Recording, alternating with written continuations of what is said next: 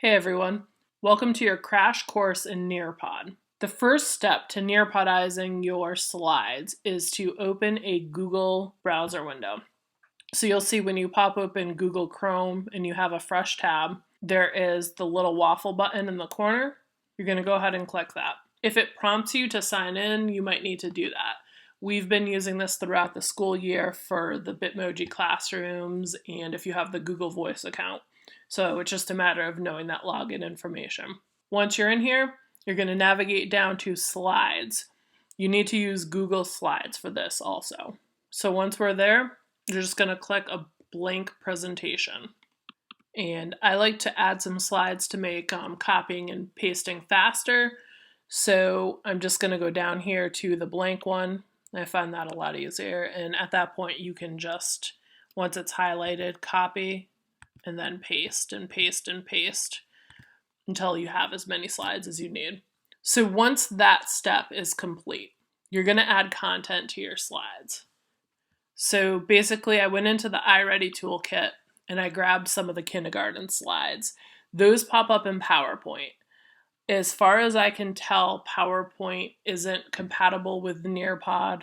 So once you pop open those slides, you might need to enable editing. And then you just copy and then you paste it right in there. Don't worry about formatting yet. We'll drag this all around and make that pretty after. So I'll do one more for you. You're going to select it, copy, select the next slide, and then paste. So now that all the slides have been uploaded, now we're going to get ready to start Nearpodizing the presentation. First, I'm going to title this because when you want to find it in the Nearpod library later, the title that is on your Google slide is going to apply in that library. So this is a kindergarten lesson, and I think it was day 1 of the lesson, so we'll put that in there too. So now that that's all set, you need to get the Nearpod add-on. So to do that, you're going to come up to your toolbar up top and you're going to locate the button that says add-ons. So go ahead and give that a click. As you can see, I've already added Nearpod. If you do not have that added onto your Google yet, onto your Google Slides, you're going to click Get Add-ons.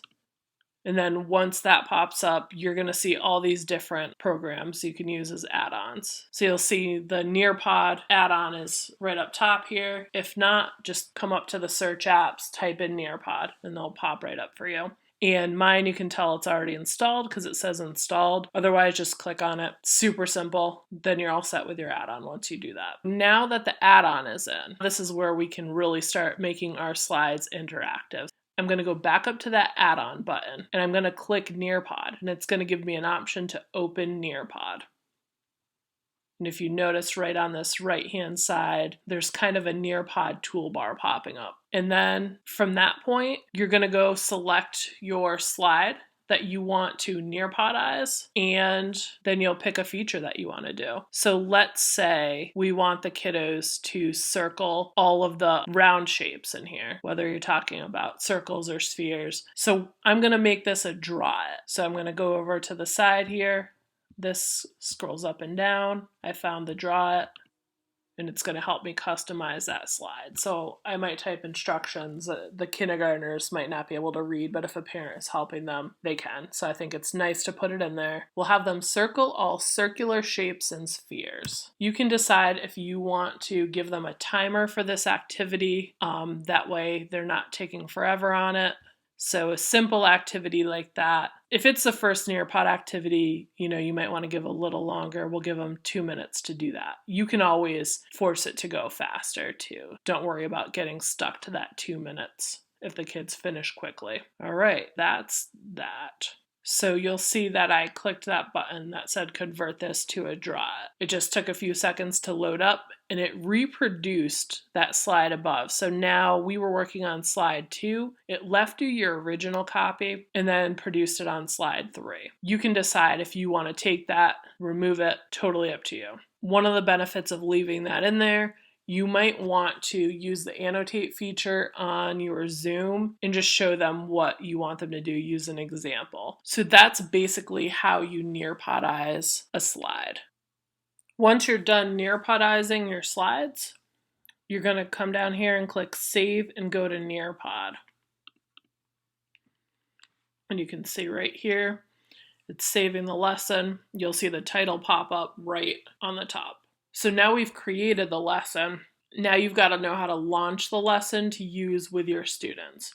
The main feature you're going to be using is live participation if you're using it during a synchronous lesson. You can, however, use a student-paced version where they can work through the slides on their own if you're doing an asynchronous block. The benefit of the live participation mode, you can kind of force the slides to advance so the students don't get stuck on one too long, and it keeps the class all together. So you'll click live participation.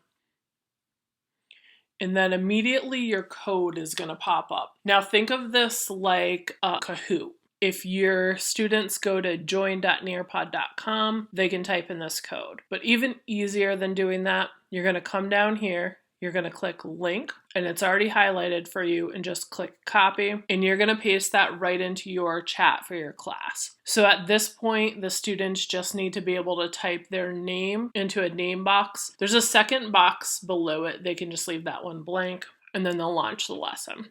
Once you X out of that, it disappears, you're in your presentation. This is the teacher view here. If a student is logged off and comes on later, and they don't have the code, just come up to this top left corner, click that button, and it appears again. Not a big deal. So now we're in the presentation. We've got teacher view and student view. We had made a copy of this slide, so this would be where you'd use your zoom features, annotate, maybe circle one of the objects. Then we're going to scoot over to the actual Nearpodized version of that slide. You've got the activity here.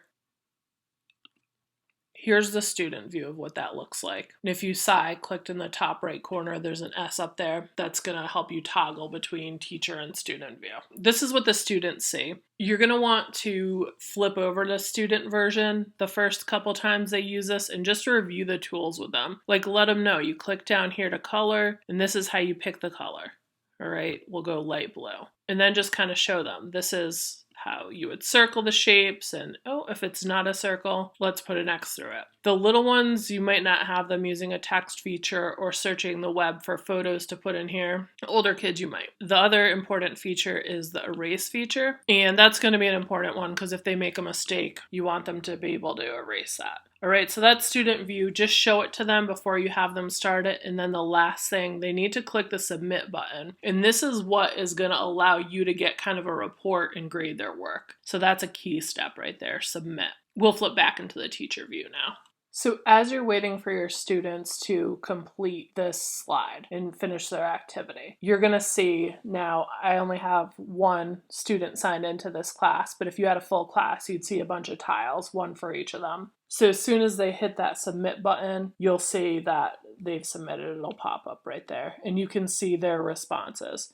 So you can kind of get a feel of if your students really understand the lesson and understand what a circle is, or if they don't. And then you just kind of advance through the presentation from there.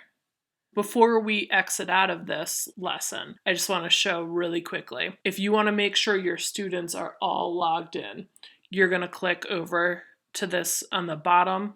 There's a little toolbar on the bottom, and it has several people, and it'll show you your whole list of students. So right now, I'm the only one that entered as a student account in here, so you only see me, but you'll see the whole class pop up down there once the kids have logged in and entered their name. So now the lesson is over. You're going to click the arrow in the corner up here. It'll ask you, do you want to leave this lesson? Yes. And that will boot the kids out of the lesson, so you don't have anyone lagging behind playing with anything back there. To view the report, you're going to simply find the lesson, click onto it, it'll turn black, and you're going to go to the ellipsis in the corner. And then you're going to scroll down to reports. And then once that pops up, you'll click on the lesson. A little drop down will come on. It'll show the date of the session because you might use this lesson multiple times, like if you have a couple different groups. So you'll select that. It'll give you kind of an overview of their participation, but if you want the real report and to be able to see what they wrote on their slides, come up here,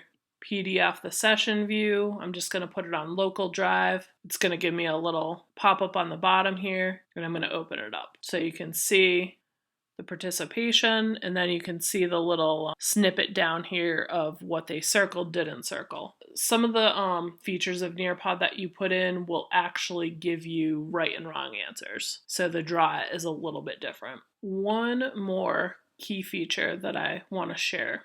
When there is a lesson, you've taken the time to create a lesson, this can be a really good way to kind of divide and conquer the work. So let's say you make a math lesson, the other teacher in your grade level, maybe they can make an ELA lesson, and you can go up and you can share it. You go back to the ellipsis, and it's going to give you an add to option. So if you put it in the school library, so we'll add this lesson, put that in the school library. And I'm going to click stay here because I want to show you how to navigate to the library, but you could just click this button, it'll pull you right in there. So we'll stay here. Over on the left-hand toolbar, you can navigate to the school library, and anything that people share to there, anyone's able to take and make a copy of their own, and you can edit these. So say your coworker makes something that's really cool, but it's just missing a little piece, or it's a little longer than you have time to teach the lesson. You just make it your own. Add, subtract slides, video clips, so on and so forth. These are all the ones that have already been posted to our school library. So to get back, you can just click into your library, again on that left-hand toolbar. And now you're back to just your lessons. So we're going to take a trip back into Google Slides now, and I'll teach you a little more about some of the advanced features that are in there. So we'll add ourselves a blank slide in here. There's a whole bunch of activities that you can pop in. Again, remember you've got to click the add-ons button, open Nearpod, and then the features will pop up on the right-hand side. And then it's going to give you an option to edit the lesson because this is already an existing lesson. So yes, I'm going to edit this lesson. Then you're going to pick which features that you want to add in. I'm going to go to a pre-made video. It's going to give you choices here too. You might want to use something that's already in the Nearpod video library. You can search that up there, and it lets you filter that out through grade level, subject area, and so on. YouTube. I want something with shapes. So we'll type that into the search, and it's going to give you a bunch of choices. And this is a kid-friendly browser here. Let's pick one. Let's try the name the shape game. So we've added that to our slide. You can add an activity here. So let's make it a multiple choice. What is the first shape shown in the video? So we'll put that there, and then we'll type circle and square. And you could keep going with all of them. And you're just going to mark which one's the correct answer once you're done. And then you can save it. You can move that marker to any point in the video too. And then you can save it, and then that video is in the slide. All right, and it tends to generate a new slide, so you'll have a blank one there that you're gonna need to take out later. My advice would be to play around with this. There's a lot of really cool activities like matching pairs. Want to make sure that you click into the proper slide. So then we'll do matching pairs.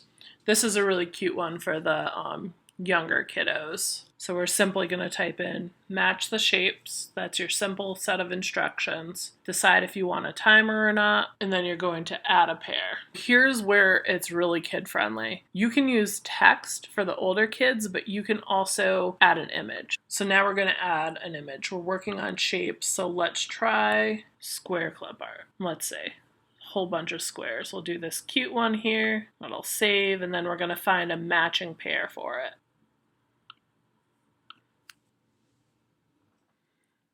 All right, so that's the first pair done. So you're probably going to want more than one set, so you're going to add another pair. So let's try a circle. This time we'll search for a red circle. All right, so now we've got our two circles. We'll say done, just for the purpose of this tutorial. You can add a ton more, and then you save it.